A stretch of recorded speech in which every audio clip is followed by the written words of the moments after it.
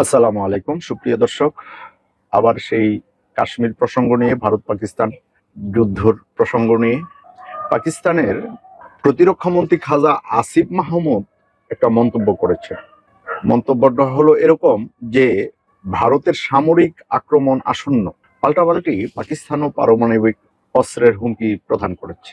আসলে কি পারমাণবিক যুদ্ধটা কি হবে? অন্তত পক্ষে আমার আমার মতে মনে হয় না যে পারমাণবিক একটা যুদ্ধ হবে। পারমাণবিক যুদ্ধ হলে কিন্তু দুই দেশেরই ক্ষতি। ওনারা ভারত পাকিস্তানকে মারবে, মেসাগার হয়ে যাবে। পাকিস্তান ভারতকে মারবে, ভারত মেসাগার হয়ে যাবে। কেউ কিন্তু আর জয়ী হইল না। হ্যাঁ, ঘটনাটা হলো এরকম। আর উনি বার্তা সংস্থা, ব্রিটিশ বার্তা সংস্থা রয়টার্সকে এক সাক্ষাৎকারে দিতে গিয়ে এরকম একটা কথা বলেছেন। তো কথাটা আসলেই খুব যুদ্ধাঙ্গী একটা কথা, যে অবশ্যম্ভাবী যুদ্ধ হবেই এরকম একটা ব্যাপার। আসলে আমরা তো কেউই যুদ্ধ চাই না, তাই না? আচ্ছা, দেখা যাক সমকালে খবরটা আসছে কি আছে ভিতরে, বিস্তারিতটা শুনি। ভারতের কাশ্মীরে পর্যটকদের উপর প্রাণঘাতী বন্দুক হামলার পর পাকিস্তানের উপর ভারতের সামরিক আক্রমণ আসন্ন বলে আশঙ্কা প্রকাশ করেছেন দেশটির প্রতিরক্ষা মন্ত্রী খাজা মোহাম্মদ আসিফ।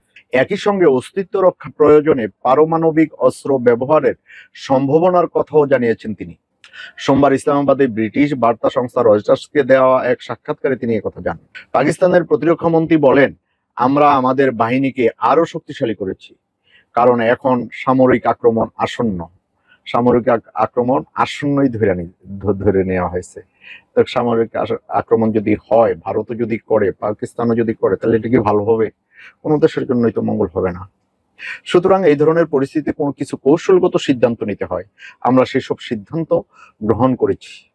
তিনি বলেন, কাশ্মীরের ঘটনাকে কেন্দ্র করে পাকিস্তানের বিরুদ্ধে ভারতের হুমকি ধুমকি বাড়ছে।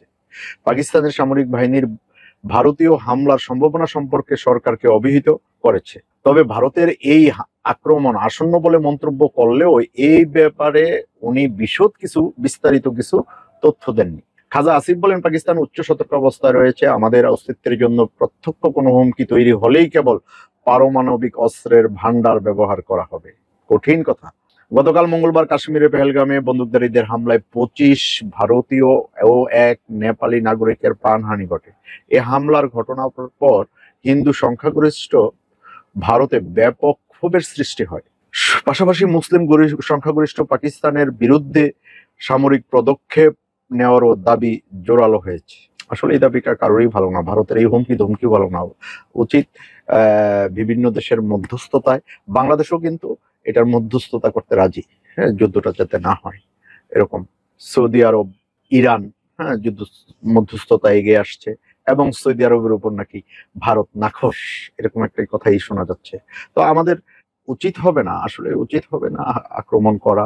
আবার বিভিন্ন মহল একটা জিনিস তৈরি করতেছে যে এরকম সামনের যে নির্বাচন হবে, ওই নির্বাচনের একটি গেম খেলার জন্যই মোদি এরকম করতেছে।